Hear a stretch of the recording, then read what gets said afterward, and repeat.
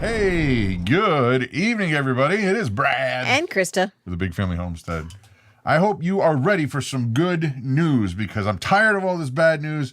It's got me going up the wall. I'm sick of it, folks. Yeah, sick and tired. Mm-hmm.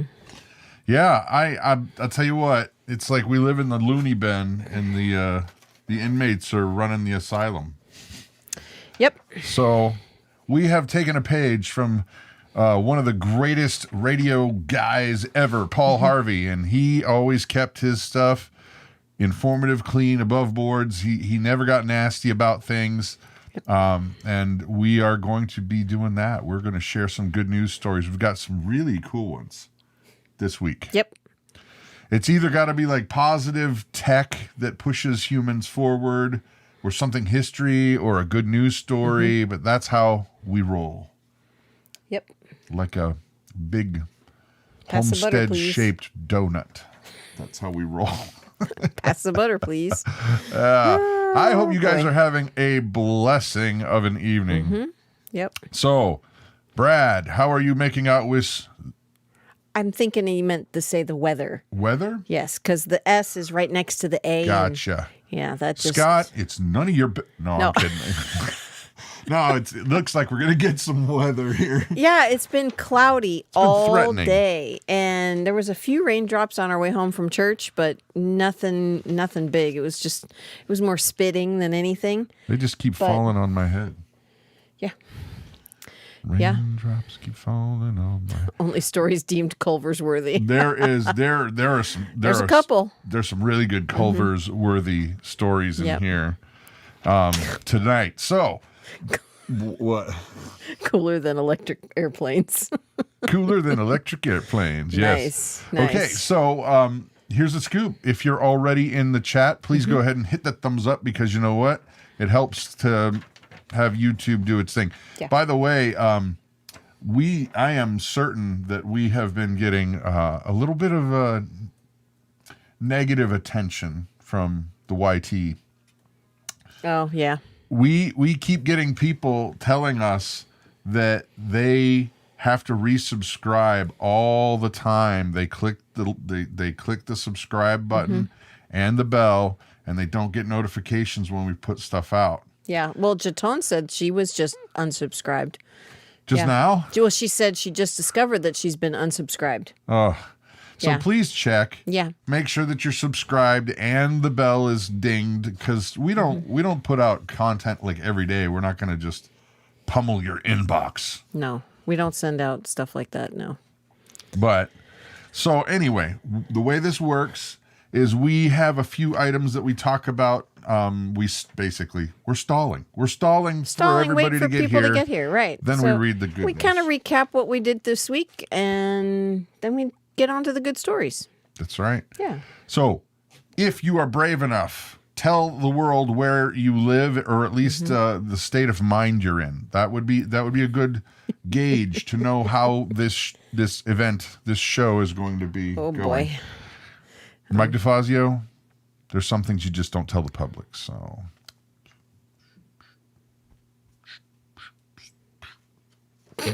quiet.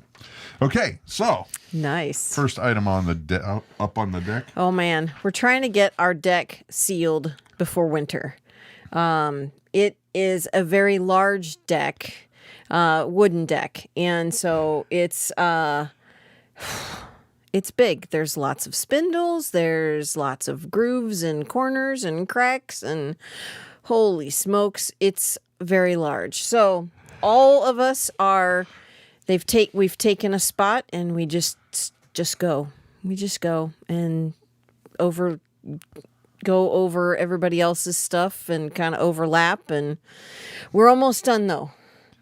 We just have a little bit more of the corners along the house, and then we can roll the rest, which is nice. So I know as hard as it will be to believe, but I've got to jump off a slight rabbit trail. What? Yeah. What gas? This is jump off onto a rabbit trail? This is somebody made a comment, and I'll say it later. but it reminded me of something that was so funny from a long time ago. And usually when people say, so I know a guy who did this, that usually means it was them. This is not me. This, I promise you, Scout's honor. I don't know what he's getting ready to say, so You'll vouch or not vouch. Exactly. I will deny or approve or. Okay. So a friend of mine. He did many things, so I'm not exactly sure which one you're going to talk about. He has many kids. Many. Like we have many kids, but this is not us. That's how many he has. And he was traveling with these kids, and the kids were all excited to be in a hotel room and didn't want to go to sleep, and they're all giggly, tee hee hee hee. And he was losing his mind because his 9 kids. He was threatening, and they were not respecting his authority. They were not. Imagine that. Don't go there. And because he told me this story, and I was like, I couldn't help but laugh. He said, I'm going to have to do it with the wrong thing. So he goes in there, and this he's ready to snap at any moment. And he's like, I'm okay. I'm bringing out the big guns. I'm going to threaten a spanking. And he says, do you kids know what this is? And they go, yeah, Michigan. That's funny. So that's when he said mittens-shaped state. That's hysterical. I had never heard that story before. Yeah. Oh, man. Okay. Well, and his kids are a lot like he is. A little wacky. They're a little wacky and quite snarky and awesome. And awesome. Exactly. All around awesome. They're a great family. We didn't mention who they are, though. No, of course not. But they're awesome. Because we have several families that have that many kids that we know. Hawke's Bay in New Zealand. That's cool. Nice. Hey, Barry. I'd like to go there someday. Sandra's from Australia. So that's awesome. That is so cool. There's, honestly, I would want to go there. Yeah. New Zealand and Australia. I think that'd be great. Yeah. I'm trying to get into the world of rugby. Because I can't, there's too much politics in British or in American football. American football. Right. And it's hard to watch British football, soccer games, because I love soccer.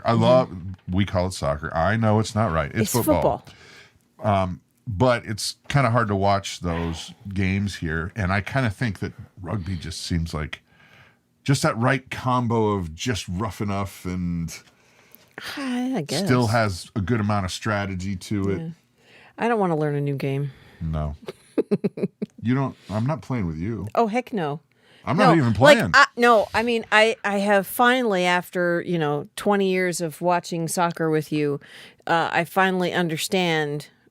Okay, that one's not supposed to hold the ball with his hands. Right. I don't want to learn the rules of a new game. Okay, so growing up, my dad watched football. So I sat and watched American football. So I watched American football with my dad. And so I learned a lot by watching it with him.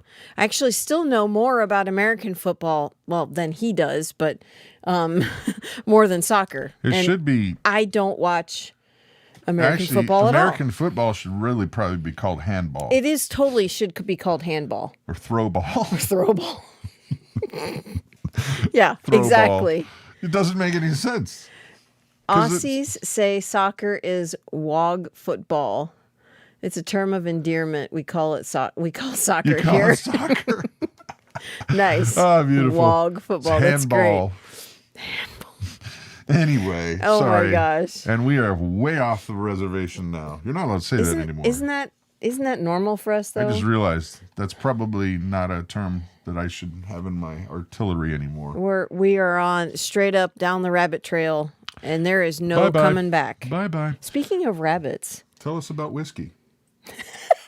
And Selah. No. The horses. Our cat, Kitty, or Jet, she got a rabbit. There was the tail sitting in front of the garage door. I'm not sure what happened to the rest of it, but the tail was right there. It was a gift. It was. It was a little gift. It was a good luck charm. It was a gift. I can make it into an earring for you. Oh, gross. Or, like many of the chronologically challenged ladies around here a nose ring. No? I'm just messing. No. Calm down, people. Stop throwing stuff at the computer. No. Okay, so tell them about Whiskey and Selah update. Well, Whiskey is doing really well. He's definitely put on, he's put on over 100 pounds since awesome. Hope has gotten him. So he's growing really well. He still has a lot of learning to do. He doesn't like to go on our trail. And I think we need to probably, cut some of the trees back. He might scare him a little bit, but we're working on it. She's working on it with him. And Selah, oh man, I am so tickled with her. She is such a blessing. She's such a sweet horse. She leads wonderfully. Hope rode her yesterday. Just she rode her on the trail. She just went down the trail and came right back, and she actually even cantered down the trail and did fantastic.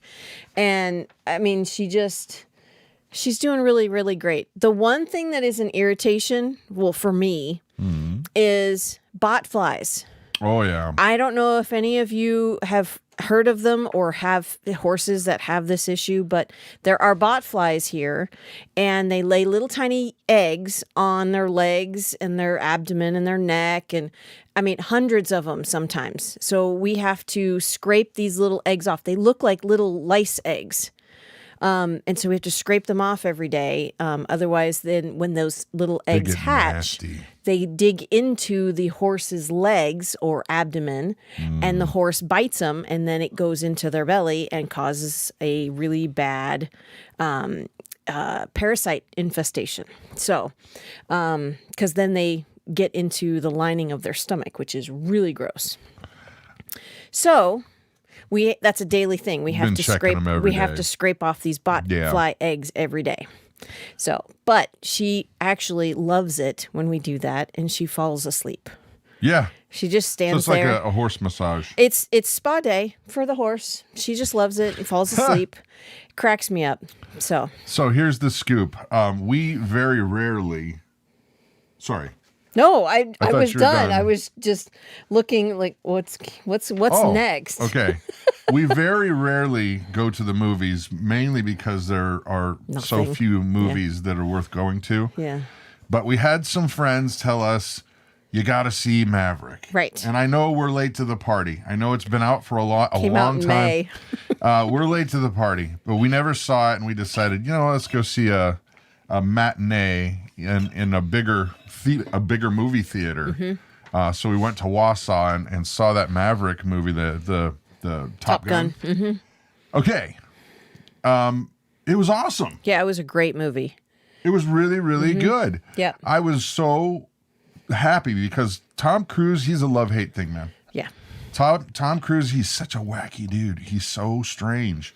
And the whole Scientology thing, not a fan. No. But he always ends up in really good movies. Well, yeah, I mean, he's like the executive producer, so he can cherry pick them. So yeah, Maverick was really good. It's great. And spoiler alert, it's the same exact movie, just modernized. It's modernized. It's really great. It's clean. There's maybe a few. The older movie had more in it than the new skin. movie. Yeah. Yeah. Right. Yeah. So, but it was surprising. I was also pleasantly surprised that they didn't make the bad guy, the bad side, the bad country. They didn't name them. They just made it the nebulous bad guys. That way you're not really calling out a people group. You're just making a movie that's exciting and thrilling, and we're not having to alienate millions of people. Right. There was no any kind of insignia of where the enemy was located. Yeah, the planes were just, they had different things on them, but it was not indicative of any one country. Right. So other stuff. This was cool. I got to play guitar for a ladies' event at a Christian camp here in Central Wisconsin. Ladies. There was 300 ladies. And you have to say it like that. For the Those ladies. ladies. And what was really cool is there was, I don't know if anybody's watching that was there, but 3 different women came up and recognized me. And I even got a hug. There was one lady that was tearing up. She's, I've been watching your family for 3 years. And then she just went into like, oh man, and Claire, I hope she's doing good.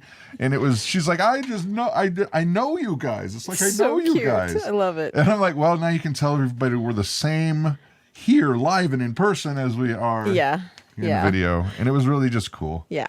I got to play guitar and with some excellent musicians. And it was worship. It was really good. Yeah. It was good. So that and, here you go. Oh, yeah. This past week, some friends of ours that live not too far from here were butchering chickens for the first time. And they needed some assistance. So they'd never done it. Yeah. They had never done it before. And she said she was feeling like this could be a pass out moment. Right. Before we started. And so we were just having fun, making jokes, not about the chickens, but just joking around, having a great time. And she did fantastic. And so did her husband. And they did really good. There was one time where, she's eviscerating the chicken and then you've got that poo smell that starts coming out, and she started, but she didn't throw up or anything like that. She hung in there. She did fantastic. It was really a neat, a fun experience, showing these folks how to butcher chickens. But cool. Yeah. So, other stuff, let's see. I think that's just about it. I think it's time. It's time to switch gears, ladies and gentlemen. Oh, yeah, this is the time. It's...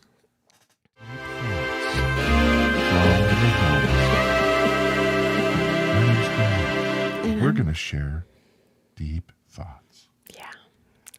So, this is the portion of the evening where you, Julie, Apache girl, my glasses aren't working, Steve and Barry, and everybody in the chat, what did you learn this week? Because you had to learn something. I mean, Lola Granola... Doggone it. I bet you learned something cool. So, what'd you learn? On your mark, get set, type. What did you learn, Ani? Do you want me to go first this week? Yes, you should go first. I learned that it's a much wiser idea to get paint off of your body right after you're done working with paint than to let it go for several hours.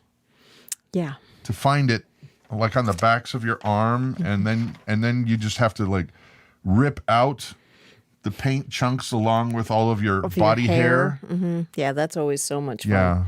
Yeah. So just ripping and it was kind of like getting a facial wax without the fun part. There is no fun part. No, there's no fun part. No, it's just the ripping and the pulling and the ow, and there's lots of... So I learned, don't do that. No, it's best to get that off rather quickly. And I found that if you so we make our own soap, and our soap is with a lot of natural oils and things like that. And that seems to really get the paint off quickly and with warm water. But if you use the dish soap, that stuff just doesn't cut it. Yeah, it cuts grease, but not paint. So, yeah. So, what did you learn there, Snookums? Snookums. My just sweet bee.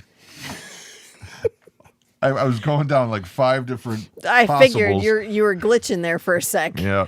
Well, I did learn while you were at your with ladies, I learned that you really need a mounting block to mount a draft horse. To get onto a draft horse, you definitely need a very tall mounting block. That's funny. Yes. Barry, Mr. Empty Hammock. I learned a new dad joke. I keep it in my database. That's so funny. Here, I'll give you the only dad joke that you'll ever need ever again. But you've heard it, but you got to pretend like you haven't heard it. Okay. You guys participate. Okay. Knock, knock.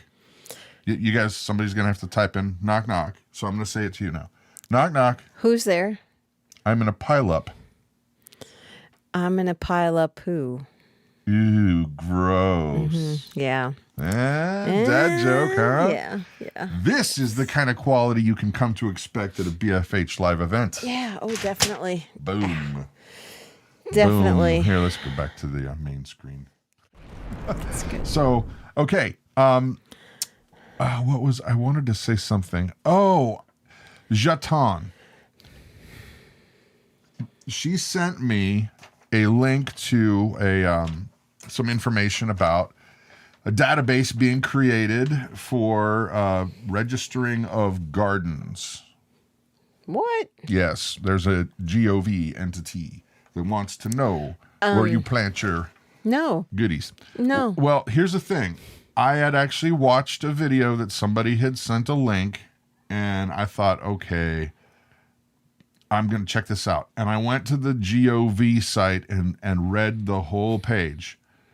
This is not as alarm bells as you would think. It is not that yet. I'll say yet. Because is it probably the beginnings of a rollout of a program where they're going to try to start doing that? Yes. But it is not in its current form. I read the whole everything that there is. I even went to the form to see what information they wanted you to fill out to register. They're asking you right now to register to be a spot where you will share your knowledge and your bounty. But No, I think that's baloney. I think it's a bad idea. Yeah. But I think it's a step towards them trying to figure out a way to have everybody register for the greater good. But that's not what's in the site right now. But we should be vigilant and we should be careful. And you know what? Whenever the government tells me something, my reaction is, Ooh, yeah. what's going on here? Yeah. Ronald Reagan had something to say about trusting the government. The 9 words that should scare you the most. I'm from the government and I'm here to help. Yeah, run away. Yeah. Yeah. Yeah, No. people are fear-mongering. It is a step. I think this is just my opinion. That part is my opinion. I think that they're going to here's the thing, guys. People who are this doesn't have anything to do with Americans or Australians or Germans or people who are white or black or whatever. People in general, all people who are in positions of power want to stay there. Yeah. They don't want to be knocked off of that pedestal of cushy and anything you want and literally power. So this has nothing to do with where you live or what color you are or any of that. People are going to tend to try to keep that power, and they will do anything they can to stay there. Yeah. So that's why whenever there's something like this, first of all, check. You verify, especially people who are on YouTube, because a lot of people, they just trust blindly what anybody says, and there's a lot of misinformation going around about that particular topic. Yeah. So trust but verify. Anyway, all that to say that I think this is just an opinion. I think it's a step towards that, but we're not there yet. Yeah. So Well, I'm still not going to participate. That's a hard no. That's a hard no. Hard pass. Hard pass. Yeah. So you guys ready for some good news? Because we said no bad news, and that was kind of bad our news. fault, Sorry. though. It wasn't really our fault. No. I'm ready for some good news. Yep. How about you? Yep. And You're the on crowd it. goes wild? Woot. Yeah. All right, so who's up first? Yeah. Barry. All the government has to do is pull up Google Maps. Oh, I look, know. a garden. Yeah, if they really wanted to, they could. Right. Yeah. I guess I'm up first? Yes, you're I'm up odds. first. All right, I am odd. Always. Always. All right, a lucky couple found a hoard of 260 British coins stashed away in a small metal pot under the floorboards of their home. Dating from the reigns of James I to George I, they contain 100,000 pounds worth of gold. That's money, like British money, not 100,000 pounds as in weight. Right. Euros. This Correct. is euros. Oh, sorry, euros. But as the numismatic relics of Great Britain's past, auctioneers expect the collection to fetch 250,000 euros. Wow. Recently moving into this 18th century property in Ellerby, North Yorkshire, kitchen renovations saw that the couple uncover the treasure on the 13th of July, 2019.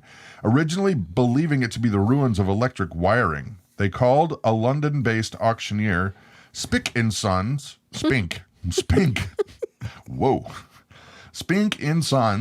for help appraising the mysterious glittering coins. Auctioneer Gregory Edmonds said that the remarkable trove is unlike any find in British archaeology or any coin auction in living memory. Whilst the find is stuff of dreams, Edmund added that the actual contents are not especially mind-blowing. They simply reflect the 50 euro and 100 euro coins of day-to-day exchange buried and mysteriously never recovered by their wealthy owner. The Ellerby hoard is almost undoubtedly the property... Oh, wait, hold on.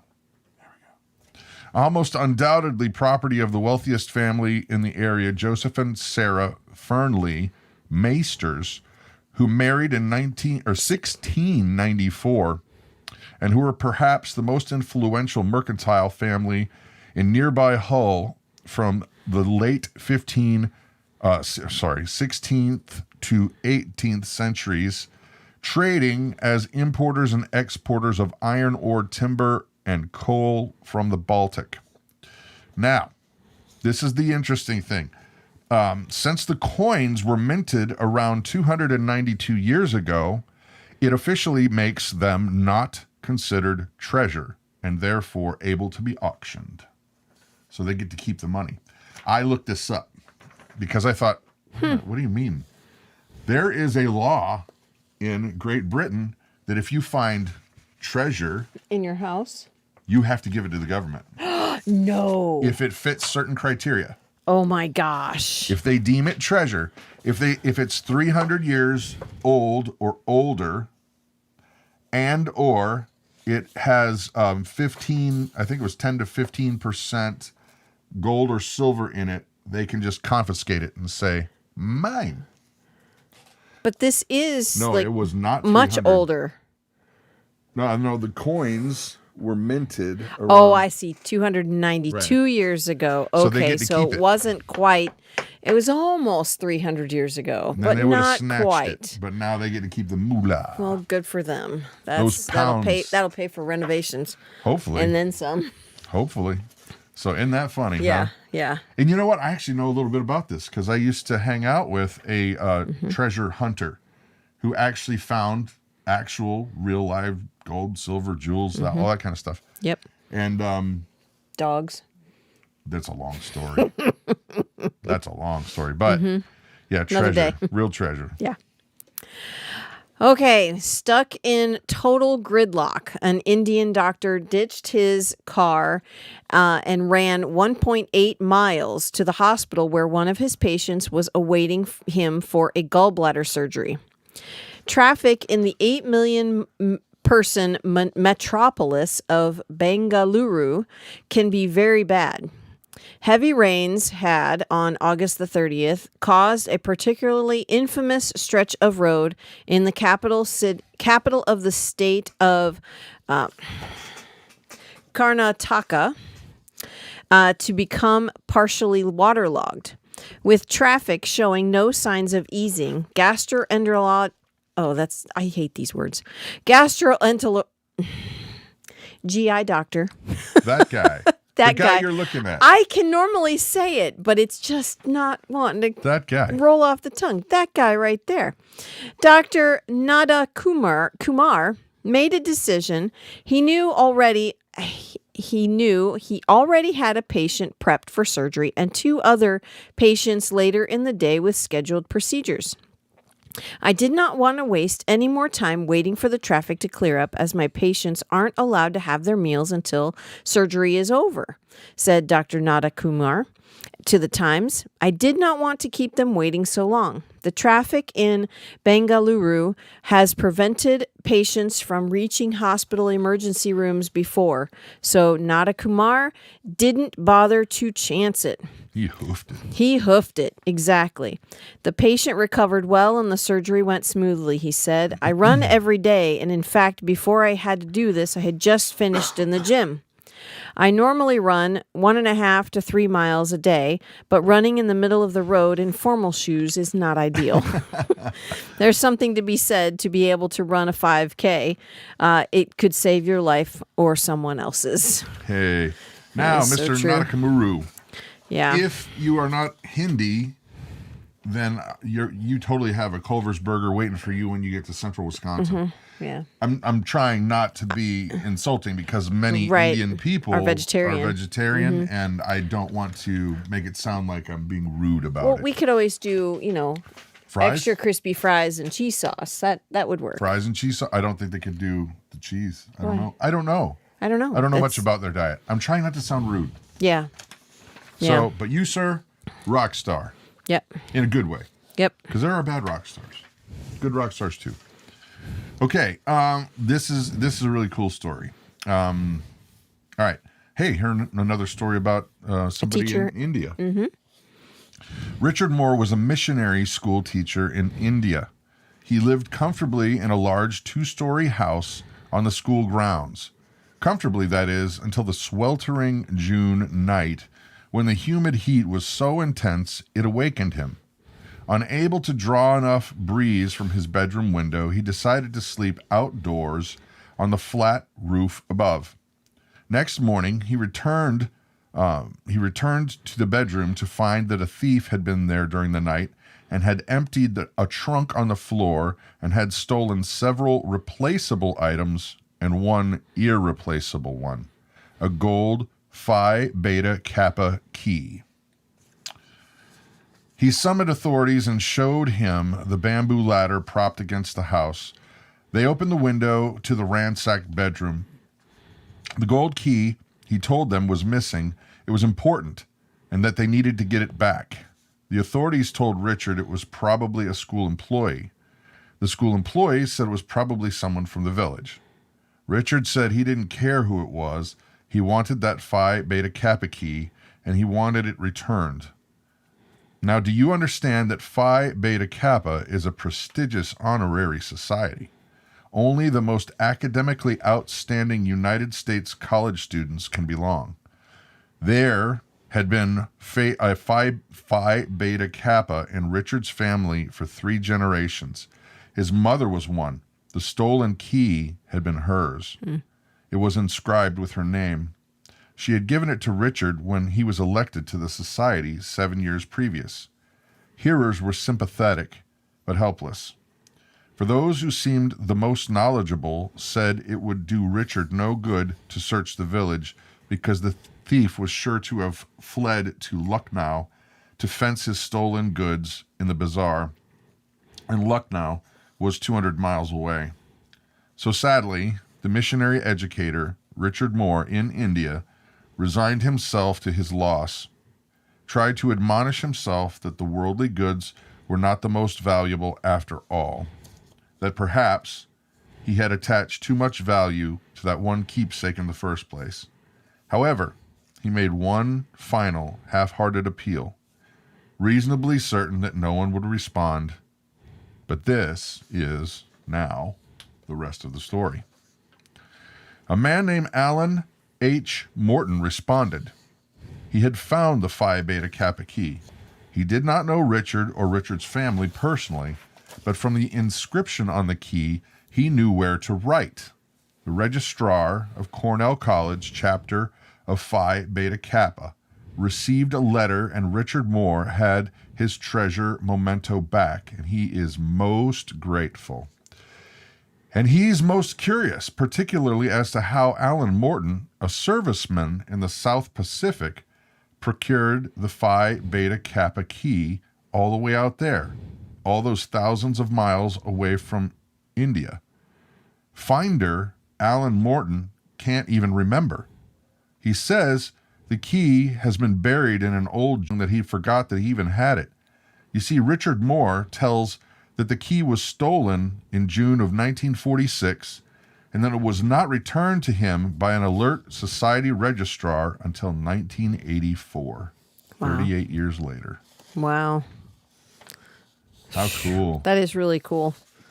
There was a ring not too long ago that was found that was like given back 60 years later or something Did like it that. say one ring to rule them all? Yes, exactly. Yeah. One ring to find them? Yeah, something like that. One ring to bind them. Rule them all. Whatever. And something about darkness. Yeah. Yeah. But we won't go there because we're talking about happy things, right? We're in Happy Land. We're in happy land. Happy Land. Oh, well, yeah, this is happy. An Amazon delivery driver is congratulated by a Long Island community for selflessly risking his life to help a family evacuate from their burning home. This is an actual picture, by the way. Oh my gosh. Yeah. Syosset, Long Island firefighters arrived at the house 4 minutes after they got the 911 call. It says 911, which It does. It does. It's says 9-11. Yeah, 911 call. And to their relief, the family was standing outside by the curb. Minutes before, Kevin Riviera was finishing his Amazon delivery route when he saw the flames consuming the front of the house. Yet, despite the front door being wide open, it was clear the family inside did not know what was going on. I just saw the fire just getting bigger and bigger, Riviera said. I just rushed in because I didn't want anyone to die in that house. An interesting situation arose when rushing in, he realized that not only did the family of 6, which included a baby, not know their house was burning down, but a language barrier made communication impossible. Eventually, he got the family to escape out the back door, but when the family saw the flames, they began to cry. A neighbor who filmed the house told local news that everyone thanks Mr. Riviera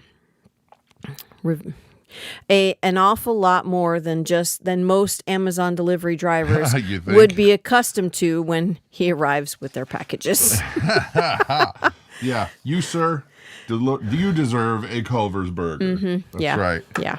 And if you're ever in central Wisconsin, you come and redeem it. Mm-hmm. Yeah.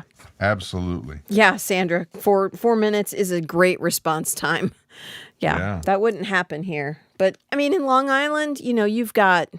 There's a lot of fire department places, stations, yeah. yes. Yeah. Yes. All right, Mom, you got to tell them about the deal. The deal. The deal. Here's the deal. Here's the plan. Okay, so...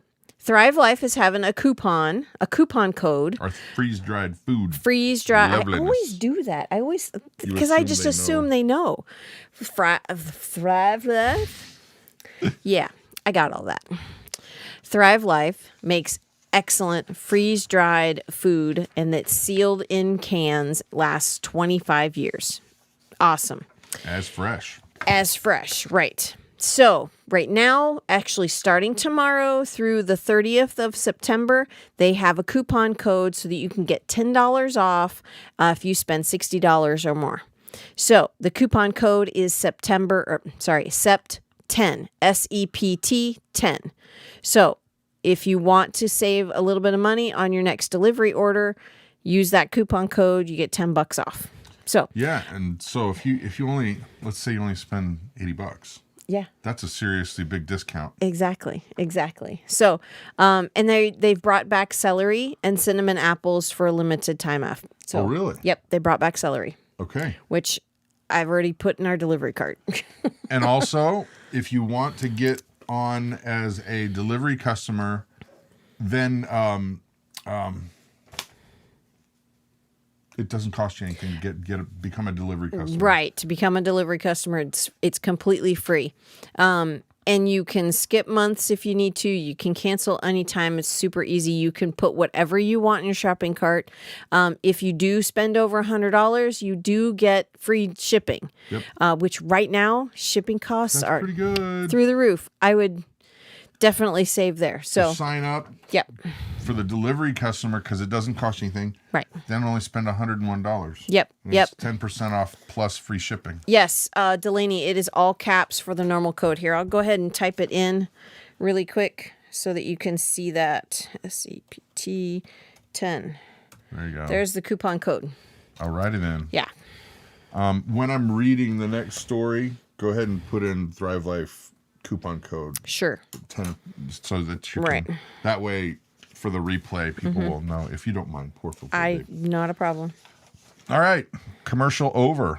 Hope that you guys are loving your Thrive Life stuff as much as we are, because we do. All right. Next story. This one's pretty awesome, too. Now, wait. Now that you can buy your own freeze dryer, do you still think it's better to buy Thrive Life instead of buying machine? Okay, common sense. Here's the thing. We've been offered a freeze dryer from Harvest Right. They contacted us and said, hey, do you want to trade some video loving for a freeze dryer?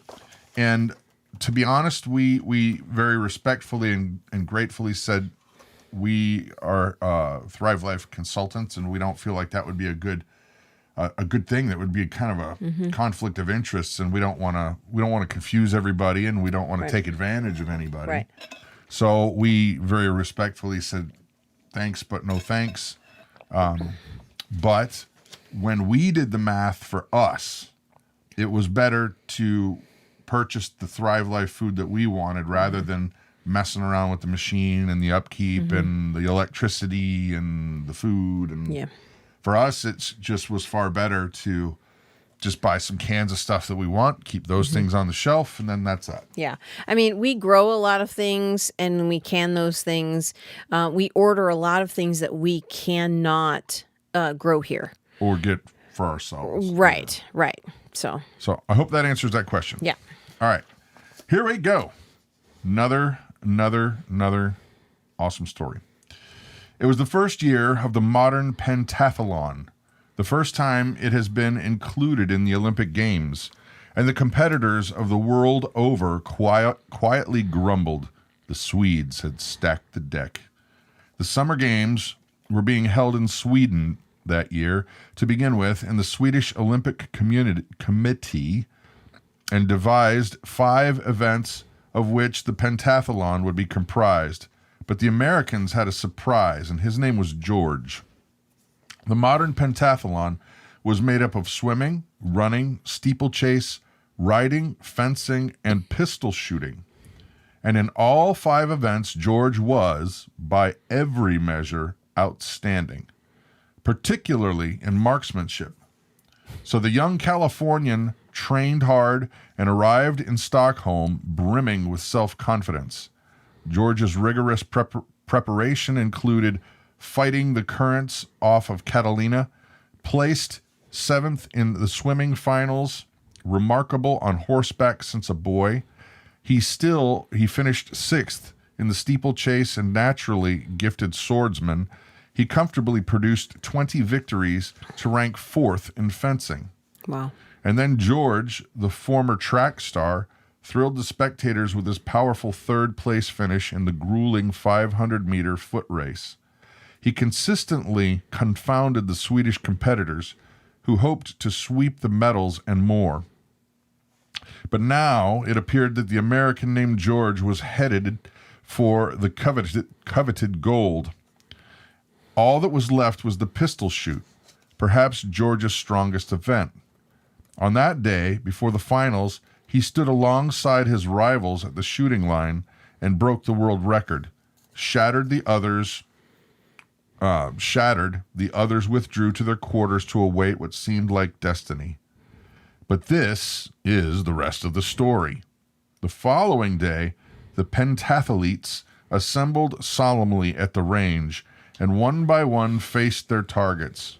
Then the score counting began, and when the scores had finished, to the utter amazement of everybody present, spectator and athlete alike, it was determined that George had missed the entire target. Not once, but twice. His other shots were phenomenally accurate, bullseyes, characteristic of George's skill.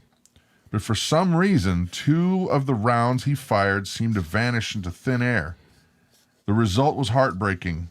For now, out of the field of his 32 shooters, George had finished in 21st place, which dragged his overall ranking out of the medal range. It was to finish, he was to finish number 5. Well, as predicted, the Swedes cleaned up, winning 6 of the top 7 places in the pentathlon. But George was gracious in defeat, as he had been formidable in competition. And it was many years after his death that one historian reviewed the evidence, suggesting that what really happened that summer day in 1912, it's logical to assume, he concluded, considering George's tremendous skill with a pistol and his world-wrecking performance just the previous day, that the 2 rounds which seemed to miss their target altogether had instead, in fact, passed cleanly through 2 of the other holes already clustered near the center of the bullseye. Oh. And thus, by 2 shots, which may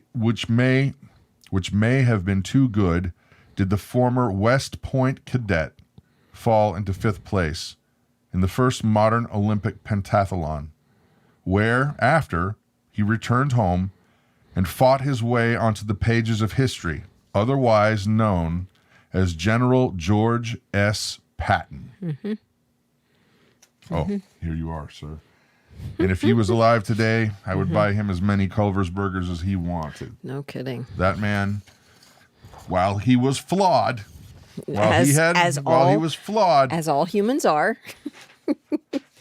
What an amazing combat leader. Mm-hmm. Not to say that combat is to be glorified, but I'm saying statistically, you got to know he saved a lot of American lives and a lot of lives of allies by his, well, they called him blood and guts, but there's a lot of stars on that guy. Yeah. He's got 4 on each shoulder, 4 on each collar, and 4 on his helmet. That was one of his things. He did like to be recognized. Yeah.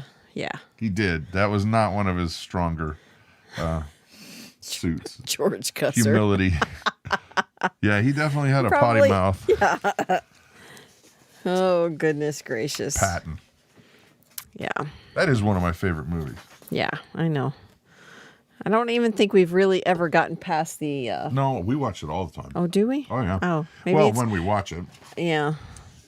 That story, the beginning of that movie, that was taken from a real speech he gave. Mm-hmm. There was a lot more foul in the real speech, though. I imagine. He was a gifted orator. Yeah.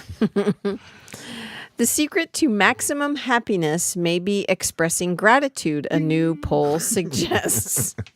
A random double opt-in survey of 2,000 Americans looked at the potential connection between gratitude and happiness, revealing that 65% of respondents who report that they're very happy on a daily basis were more likely to always give thanks. While looking at the correlation between life satisfaction and gratitude, 1/3 of respondents said they always express gratitude in their everyday lives.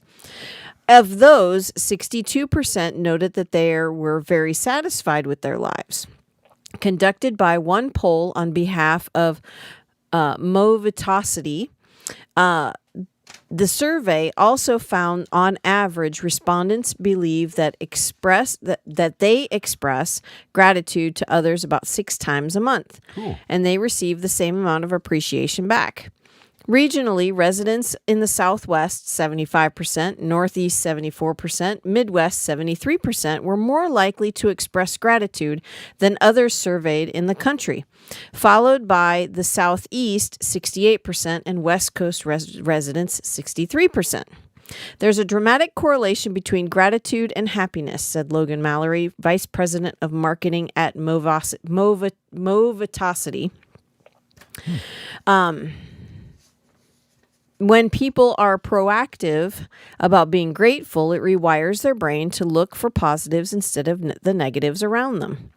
Previous studies and these survey results tell us that if you want to experience an increase in life satisfaction, just express more gratitude more often.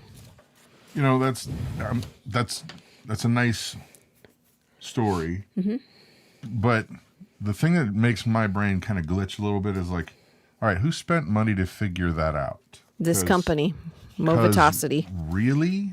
You spent a lot of money to sell to. Okay, if I'm grateful, then I'm going to have a happier life. Yeah. I hope it didn't cost them a lot, because that's a duh. Well, it only went out to 2,000 people, so. But they still had to hire those people and compile the data and then analyze the data. It just seems like, really? Right. It was pretty dumb. Duh. Yeah, Yeah, right. exactly. How much money was wasted on that? Yeah, no kidding. So, all right, here we go. This is funny. I got all the long ones. How come I got all the long ones? I don't know. You picked. No. You picked. No. I picked odd. I hadn't even gone through the stories yet. I didn't pick. You picked the stories and you put them in the right order, or in this order. So not me. All right. You picked. Okay.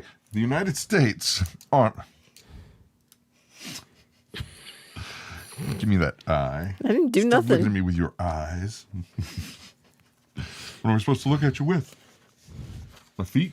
My nose. The United States Army still has plenty of personnel and military hardware in West Germany.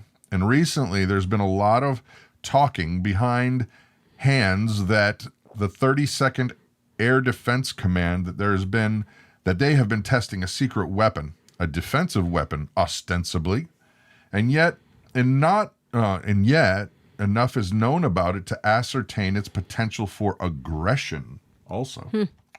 Now, the 32nd Air Defense kept quiet at first, but the superficial data has been declassified, and now it can be told. The installation was, in fact, testing 18 of them, and now, satisfied with their effectiveness, it's great knowing the end, the Army will purchase 900 more and will distribute them to other bases in West Germany and units ranging from 6 to 40. The Navy and Air Force will be watching with interest because this could mean tremendous breakthrough for the good guys in the war against international terrorism. For so cute is the detective ability of these new weapons that they could sound an alert of an approaching terrorist before the soldiers could either see or hear them. The idea is as old as ancient Rome, and that is the rest of the story. Once upon a time, in glorious Rome, in the Roman army, there was a corps of sentries. Yeah. Centuries or centuries? Probably soldiers. Yeah, military soldiers. Specialists. Right, yeah. right. Military specialists who have been called a Palatine Guard. The name is a logical assumption, considering that they were deployed to watch over the Palatine, one of Rome's 7 hills. The Palatine Guard were unique in the Roman army, for among all of the soldiers of the empire, these were not formally conventionally trained. There was conjecture considering their abilities. Would they come through in the event of an invasion? In 390 BC, the Palatine Guard, or some prefer the Palatine Guard, got to prove themselves. The army of Gaul was furtively approaching the city, and the sentries of Palatine Hill, centuries like centurions, soldiers, of Palatine Hill were first to detect and warn the rest of their own army, and Rome was saved because of these heroes. And now, so many United States Army bases overseas will have centuries similar to the Palatine Guard, which can patrol bridges.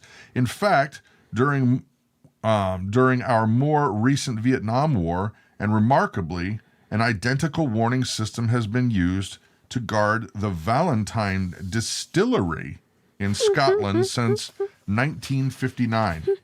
So, international terrorists, be here informed. Should you sneak up on an American installation in West Germany, something will be watching you and telling on you. Perhaps if you get too close, even stalking you.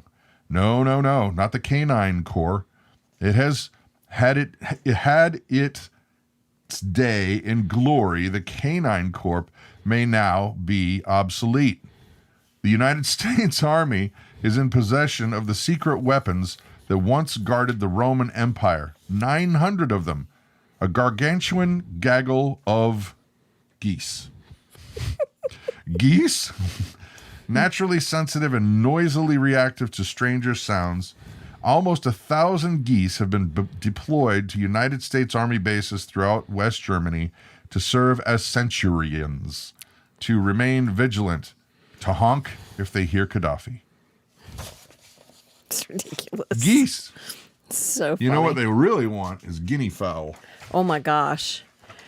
So speaking of guinea fowl, real quick, funny story.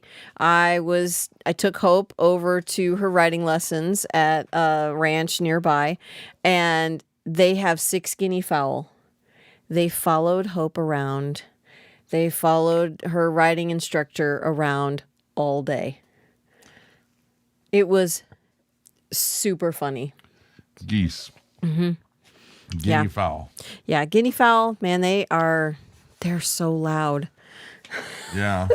She was trying to give instructions for the riding lesson, and the guinea fowl were trying to talk over her. We had guinea fowl once, And we will never do that again. Never Because they again. decided they wanted to park out in the barn. barn.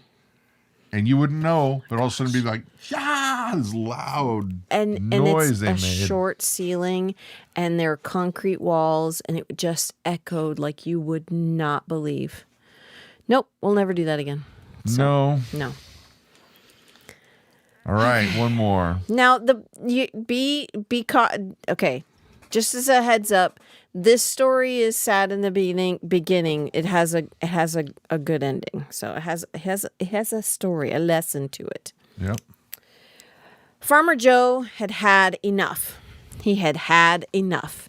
He looked around him at the tiny, unpainted farmhouse, the long, dusty trail leading away from it, the old hay wagon, the understocked barn, the underfed livestock, and the woman he married and promised the world, and given a life of hard labor instead. And he looked, and he remembered, and he regretted. Joe thought to himself, he'd worked his entire life for nothing. Farmer Joe had had enough. You might have known if you'd see him that day on June 20th, that June 20th day, standing on the farmhouse porch, shoulders slumped, head down, his faded felt hat hiding his eyes. At least that's the way his son and daughter-in-law saw him as they drove away, and they would never see him again. So the next day, shortly before noon, hired hands found Joe and his wife, dead. His sons were promptly notified and questioned by the authorities. The coroner's main curiosity was why. Ernie had told him how hard the Depression era had been on farmers, particularly raisin farmers, and how worried his dad had been about making ends meet recent months and recent years. His sons had tried to encourage him. His sons had said, "Look, Pop, one of these days, liquor will be legal again. Don't worry. And we can make wine out of those grapes." "Wine," the old man growled. "What on earth did the family know about making wine?" "Well, we'll go to the library and learn," his sons had said, but it was too late for hollow dreams, for by then, Dad had become much wearied by many long, lean seasons, overwhelmed by the financial difficulties of the moment, too beaten down by yesterday and today to embrace tomorrow. And what a shame, because a little over 5 months, that's as long as short as Dad had to hang on. For Joe, the dejected raisin farmer, took his own wife's life and then his own on June 21st, 1933. So this is in the middle of the Depression. That's why he did it. Yeah. That's horrible. And the Volstead Act, the law outlawing liquor, was repealed in the following December 5th. That was just 24 weeks later. You see what I'm saying? Once upon a tragic waste, there was a struggling raisin farmer on the outskirts of Fresno, California.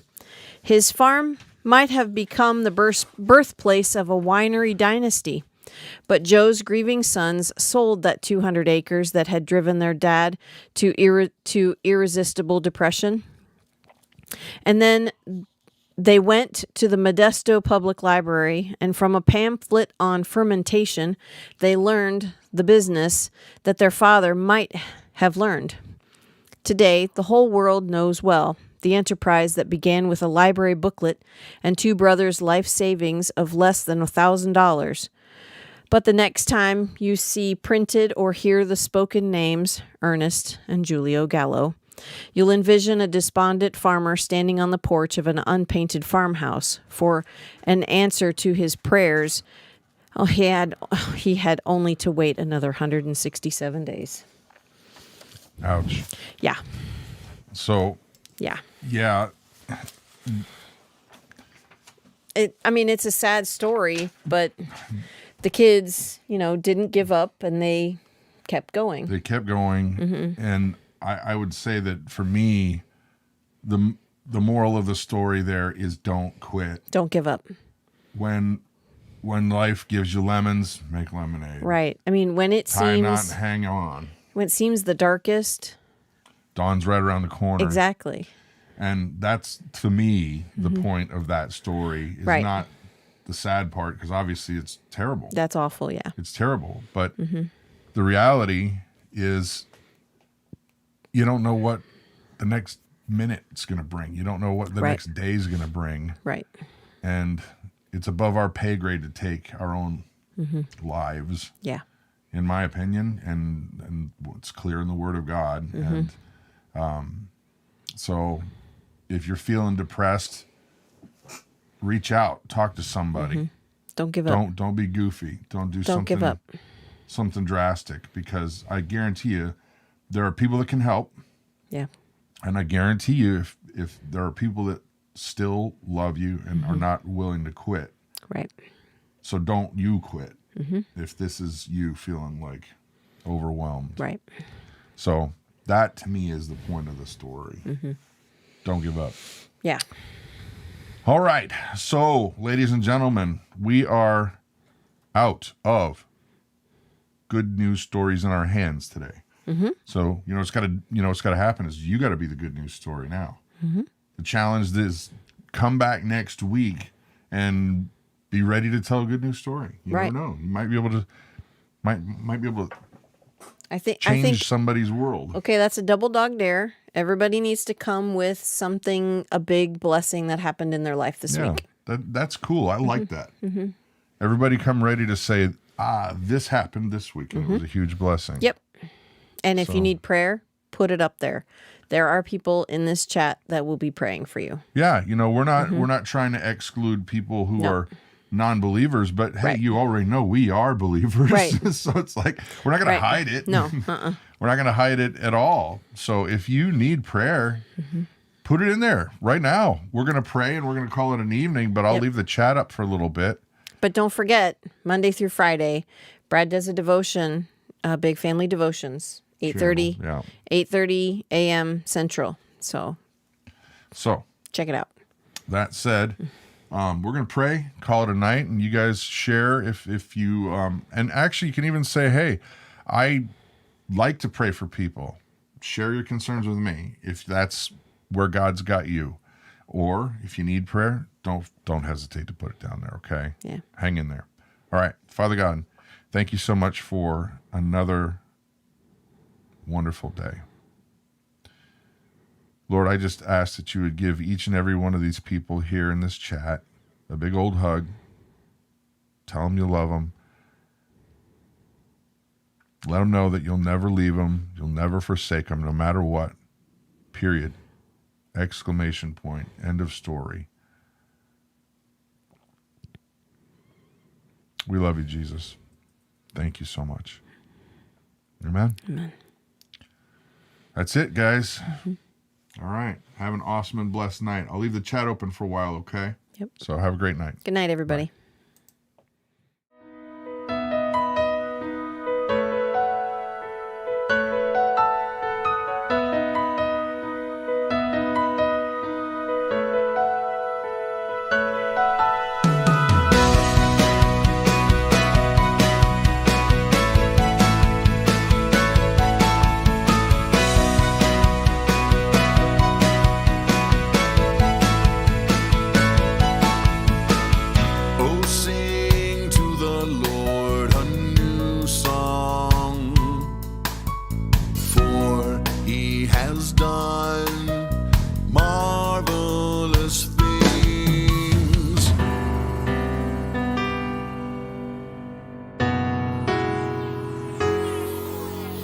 Let the sea roar and all that fills it, the world and those who dwell in it.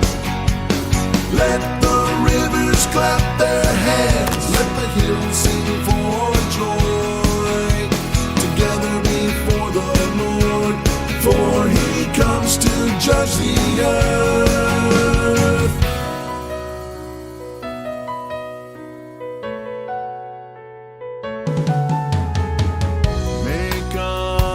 Noise to the Lord.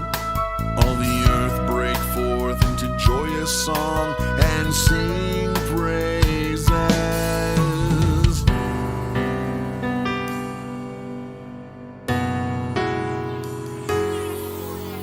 Let the sea roar and all that fills it, the world and those who dwell in it. Let the rivers clap their hands, let the hills sing for joy, together before the Lord, for he comes to judge the earth.